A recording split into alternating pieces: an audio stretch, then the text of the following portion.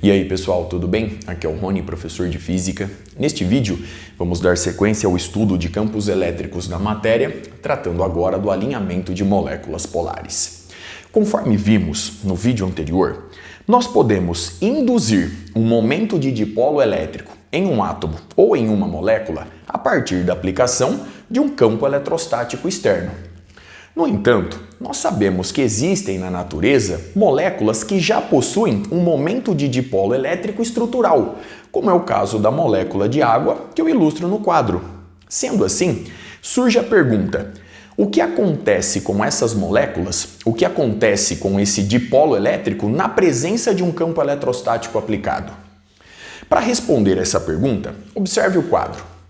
Observe que aqui nós temos um dipolo elétrico composto por uma carga menos Qzinho e uma carga mais Qzinho.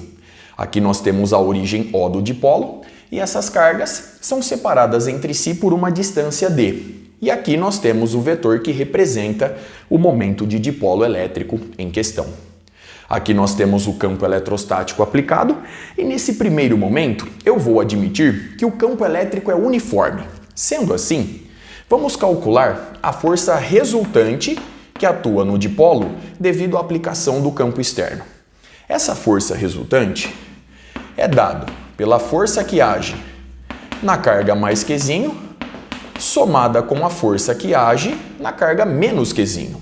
Sendo assim, a força resultante é igual, a partir do que vimos no vídeo anterior, a força na carga mais Qzinho é o produto da carga pelo vetor campo elétrico aplicado, mais aqui nós temos a carga vezes o vetor campo elétrico aplicado. Consequentemente, a partir dessa expressão, vemos que a força eletrostática resultante no dipolo tem intensidade nula. Consequentemente, o dipolo não será acelerado no campo eletrostático aplicado. Muito bem? No entanto, podemos observar que o dipolo vai rotacionar a partir da aplicação do campo externo. Para comprovarmos este fato, nós devemos calcular o torque resultante no dipolo elétrico devido à presença do campo eletrostático. Para fazer isso, eu vou recorrer à seguinte expressão: o torque resultante no dipolo é igual. De forma geral, o torque é calculado a partir do produto vetorial entre o vetor de posição e a força correspondente. Portanto, sendo O a origem do dipolo, nós temos o vetor de posição da carga mais Qzinho, produto vetorial com a força que age na carga mais Qzinho, mais o vetor de posição da carga menos Qzinho, produto vetorial com a força que age na carga menos Qzinho. Sendo assim, o torque resultante fica dado por, observe a figura, sendo O a origem do dipolo. O vetor de posição da carga mais Qzinho é igual ao vetor D dividido por 2. Portanto, nós temos meio vezes o vetor D, produto vetorial. A força que age na carga mais Qzinho devido à aplicação do campo externo é simplesmente Qzinho vezes o campo elétrico aplicado. Mas, agora nós temos o vetor de posição da carga menos Qzinho. Observe a figura. Esse vetor de posição é menos D dividido por 2. Portanto, nós temos menos meio vezes o vetor D, produto vetorial. A força que age na carga menos Qzinho aqui se encontra. Portanto, nós temos menos Qzinho vezes o vetor campo elétrico. Observe a expressão obtida. Consequentemente, nós vamos obter aqui uma soma. Observe, o torque resultante é igual a meio vezes a carga Qzinho vezes o vetor D, produto vetorial com o campo elétrico, mais, observe a multiplicação, meio vezes a carga Qzinho vezes o vetor D, produto vetorial com o campo elétrico aplicado. Essa soma, portanto, nos dá. Então, nós temos aqui meio mais meio, nos traz a unidade. O produto da carga pelo vetor D é o momento de dipolo elétrico, portanto, o torque resultante é dado pelo produto vetorial do vetor P pelo vetor campo elétrico. Muito bem. Observe no quadro, portanto, os dois resultados obtidos a partir dos cálculos realizados. Por meio da expressão do torque, nós podemos observar que ele possui uma orientação no espaço, uma certa direção e sentido que tende a alinhar o momento de dipolo elétrico com o campo externo aplicado. Sendo assim, se na situação inicial o dipolo elétrico, ou se você preferir, a molécula, não estiver alinhada com o campo eletrostático aplicado, o torque vai atuar no sentido de promover esse alinhamento. Muito bem. Se admitirmos agora que o campo eletrostático aplicado não é uniforme, vai surgir no dipolo uma força resultante diferente de zero. Como nós estamos falando de moléculas e, portanto, de dipolos microscópicos, essa variação do campo eletrostático tem que ser abrupta na região do dipolo elétrico. Considerando este fato, portanto, nós podemos calcular a força resultante que age no dipolo elétrico. Para fazer isso, eu vou começar calculando a energia potencial do dipolo no campo eletrostático aplicado. Eu vou denotar essa energia potencial por U. Conforme vimos em vídeos anteriores, a energia potencial U é dada pelo produto da carga pelo potencial eletrostático no ponto onde a carga se encontra devido à presença do campo elétrico aplicado. Sendo assim, nós temos para a carga positiva Q, que multiplica o potencial no ponto onde ela se encontra, somado com menos Q vezes o potencial elétrico no ponto onde a carga menos Qzinho se encontra. Consequentemente, a energia potencial U do dipolo fica dada por... Então, colocando aqui a carga Qzinho em evidência, nós temos o potencial elétrico V+, menos o potencial elétrico V-. Essa diferença é infinitesimal, portanto, eu vou representá-la por dV. Muito bem. Considerando agora, de forma geral, que o potencial eletrostático V é uma função de x,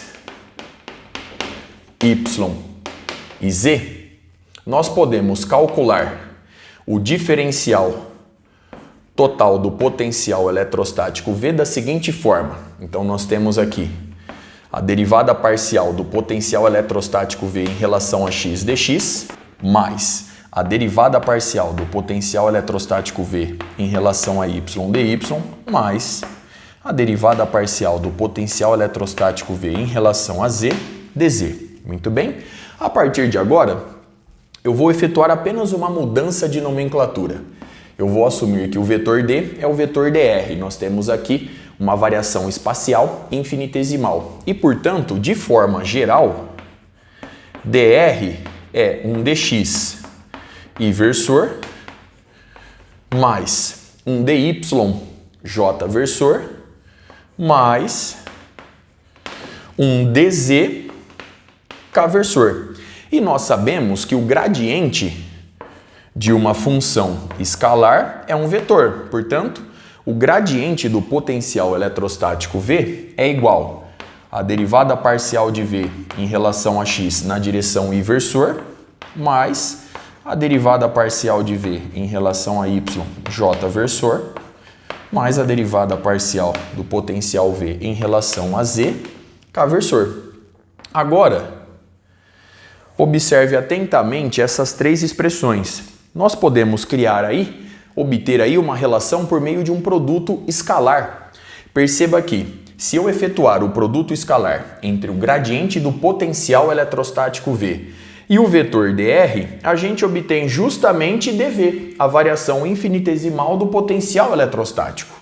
Consequentemente, essa expressão pode ser reescrita da seguinte forma: a energia potencial U do dipolo elétrico na presença do campo eletrostático aplicado é igual à carga Qzinho, que multiplica dV, mas dV é justamente o produto escalar entre o gradiente do potencial eletrostático V e o vetor dr. Agora, A carga Qzinho vezes o vetor dr é justamente o momento de dipolo elétrico Pzinho. Consequentemente, a energia potencial U é dada pelo produto escalar entre o vetor P e o gradiente do potencial eletrostático V. Muito bem. Considerando, portanto, um campo elétrico não uniforme na região do dipolo, nós podemos calcular a força eletrostática resultante tomando o negativo do gradiente da energia potencial U, conforme vimos em vídeos anteriores. Logo, a força F é o negativo do gradiente da energia potencial U. E, ao mesmo tempo, conforme vimos, o gradiente do potencial eletrostático V é igual ao negativo do vetor campo elétrico aplicado. Então, nós temos ainda essa relação. O campo eletrostático é igual ao negativo do gradiente do potencial eletrostático V. Portanto, eu posso substituir aqui o negativo do vetor campo elétrico. Sendo assim, a expressão da energia potencial U é o negativo do produto escalar entre o vetor momento de dipolo elétrico e o vetor campo elétrico aplicado. Muito bem. Retomando agora a força resultante, F é o negativo do gradiente de U, portanto, a força resultante no dipolo vai ser, agora nós temos pela regra de sinal simplesmente o gradiente aplicado ao produto escalar dos vetores P e E, conforme eu ilustro no quadro. Muito bem. Observe no quadro, portanto, as expressões obtidas e os cálculos realizados. Vamos agora resolver um exercício relacionado ao tema. Para fazer isso, eu vou arrumar um espacinho no quadro. Já já estou de volta. Dando sequência, observe a figura ilustrada no quadro enquanto eu faço a leitura do enunciado. Na figura em questão, P1 e P2 são dipolos elétricos separados entre si por uma distância R. Como nós temos dipolos microscópicos, eu vou considerar que R é muito maior do que D sobre 2. Qual é o torque em P1 devido a P2 e qual é o torque em P2 devido a P1? Para resolver o exercício, eu vou recorrer à expressão que vimos há pouco. O torque ele é dado pelo produto vetorial entre o vetor momento de dipolo elétrico e o campo eletrostático aplicado. Neste caso, se nós quisermos calcular o torque resultante no momento de dipolo elétrico P2 devido ao dipolo elétrico P1, basta fazer o produto vetorial entre o vetor P2 e o vetor campo elétrico gerado pelo dipolo 1 na posição em que o dipolo 2 se encontra. Muito bem? Em cada um dos casos, completando o enunciado, queremos o torque que o dipolo sofre em torno de seu próprio centro. Muito bem? Para resolver o exercício, vamos considerar, portanto, o referencial adotado. Eu vou em busca da intensidade do campo elétrico devido ao dipolo P1 na posição do dipolo P2. Para fazer isso, eu vou recorrer ao princípio de superposição. Eu vou começar calculando a intensidade do campo elétrico gerado pela carga mais Qzinho na posição do dipolo P2. Conforme sabemos, a intensidade é 1 sobre 4πε0 vezes o módulo da carga mais Qzinho, simplesmente Qzinho, sobre a distância ao quadrado. Essa distância que eu aqui ilustro, eu vou chamá-la simplesmente de T. Portanto, aparece aqui T ao quadrado. Como nós temos um triângulo retângulo, T ao quadrado vai ser R ao quadrado mais D sobre 2 ao quadrado. Portanto, nós temos D elevado ao quadrado sobre 4. Muito bem? Perceba que esse campo está orientado nessa direção e sentido. É um vetor orientado no sentido de afastamento. Portanto, nós temos aqui a intensidade do campo elétrico E devido à carga pontual mais Qzinho.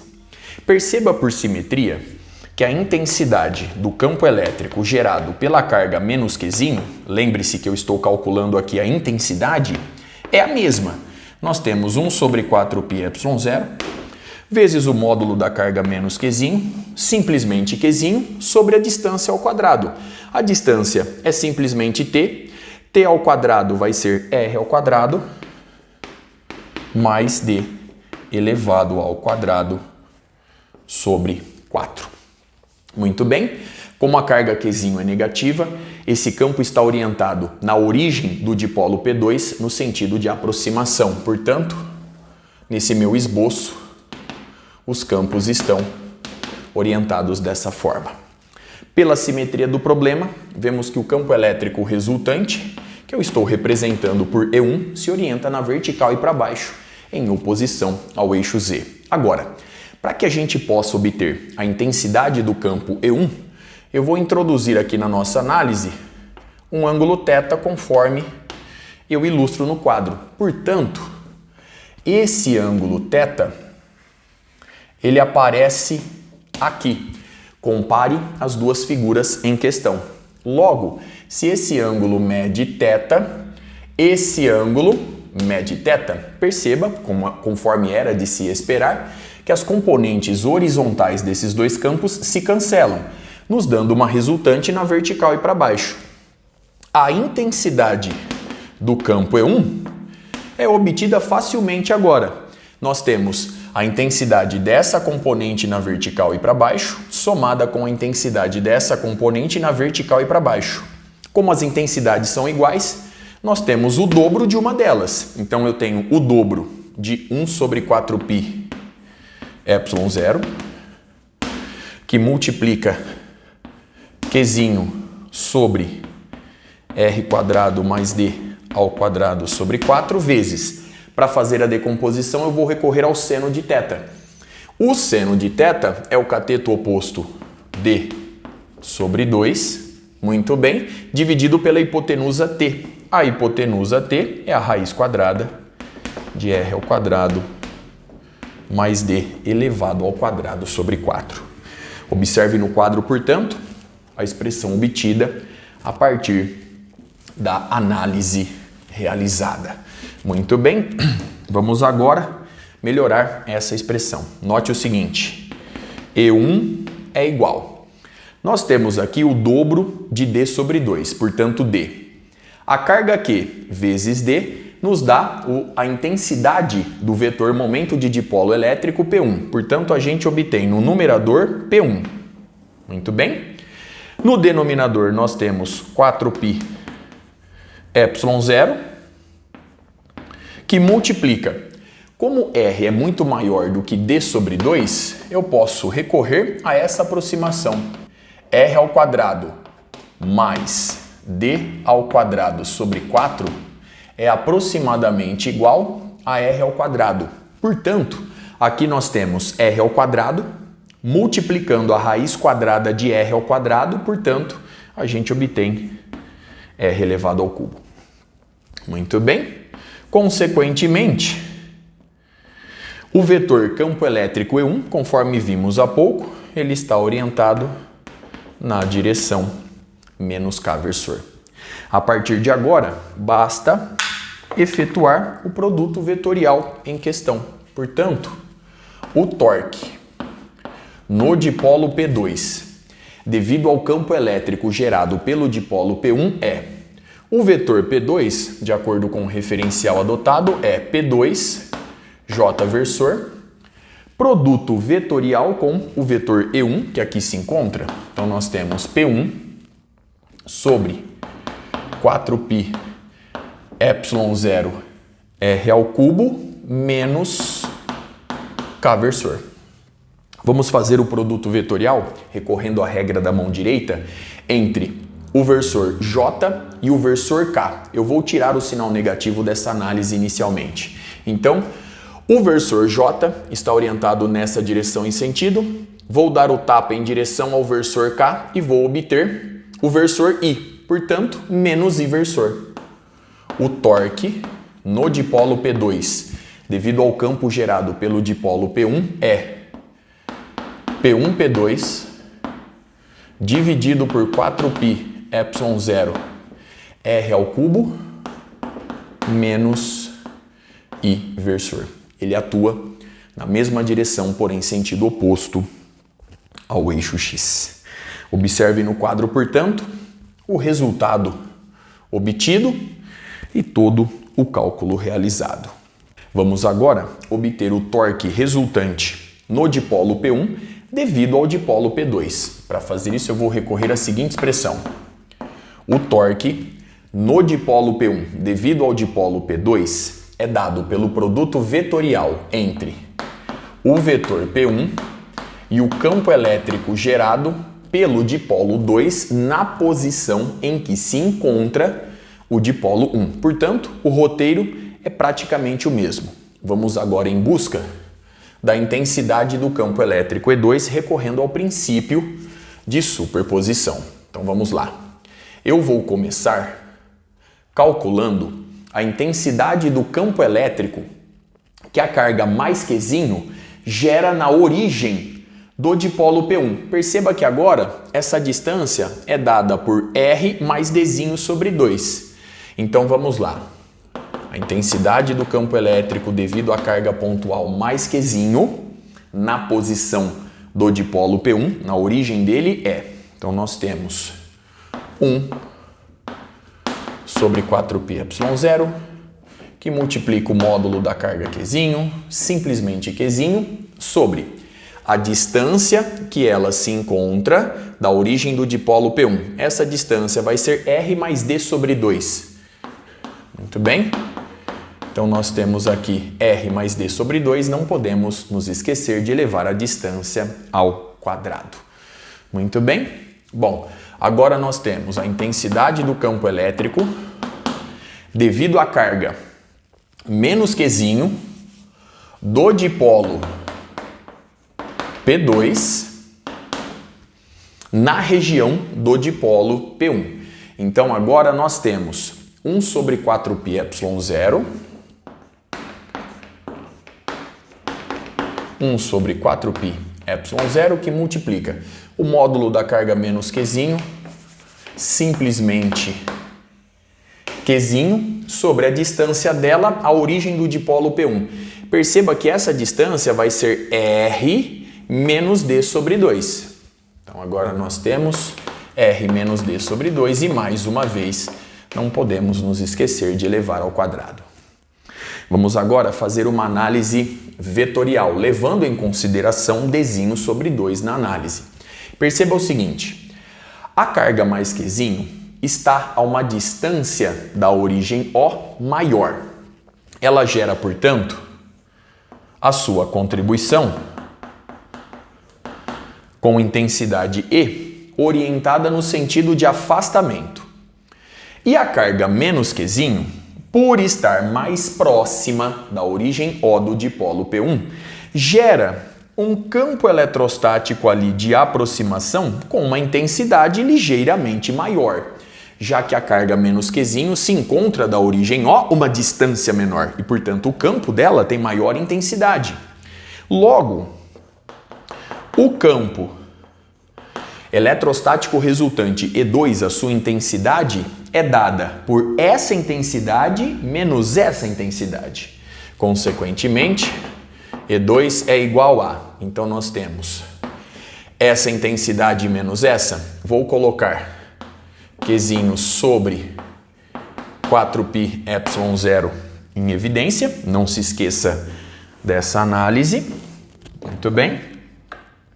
Qzinho sobre 4πε0 em evidência, que multiplica, então, 1 sobre R menos D sobre 2 ao quadrado, menos 1 sobre, agora, R mais D sobre 2 ao quadrado. Observe no quadro a expressão obtida até aqui a partir de toda a análise realizada. Vamos agora melhorar essa expressão. A intensidade E2 é dada por Qzinho sobre 4πε0, que multiplica. No denominador, eu vou colocar o produto desses dois termos, portanto, imagine esse produto aqui embaixo. Vou dividir pelo de baixo e multiplicar pelo de cima. Portanto, esse produto dividido por este termo nos dá este termo. Este termo vezes 1, ele mesmo. Já desenvolvendo os cálculos, o quadrado do primeiro mais 2 vezes o primeiro pelo segundo, mais o quadrado do segundo. Muito bem? 2 vezes o primeiro pelo segundo vai nos dar simplesmente R vezes D. Agora sim. E, portanto, menos. Mais uma vez, imagine esse produto no denominador. Esse produto dividido por este termo nos dá este termo. Este termo vezes 1, ele mesmo. Portanto, já efetuando os cálculos, nós temos o quadrado do primeiro vezes menos 1. Então, menos R quadrado. Menos 2 vezes o primeiro pelo segundo. Então, vai dar menos RD vezes menos 1 mais RD. Mais o quadrado do segundo. Então, mais D ao quadrado sobre 4 vezes menos 1 menos D ao quadrado sobre 4. E no denominador, nós temos o produto desses dois termos. Perceba o seguinte, nós temos aqui R menos D sobre 2 vezes R mais D sobre 2, tudo ao quadrado.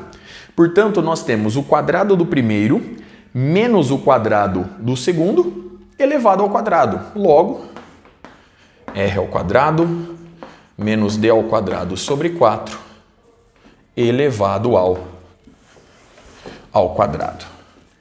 Muito bem. Observe no quadro a expressão obtida. Bom, a intensidade do campo elétrico E2 é igual a Qzinho sobre 4πε0, que multiplica.